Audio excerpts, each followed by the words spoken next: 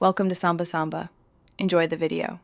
You begin by identifying the caseback style. This determines your approach.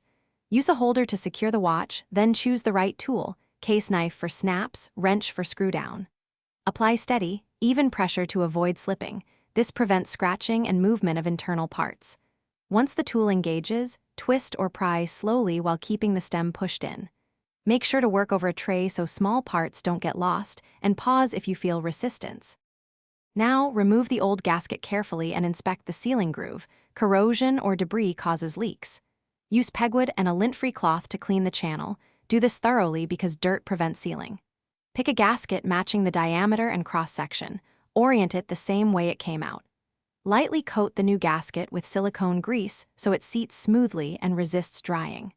Once in place, double-check its position before attempting to close the case. To finish, align the case back precisely and apply even pressure with a case press, or use the wrench for screw-down backs, tightening to finger firm plus a small turn.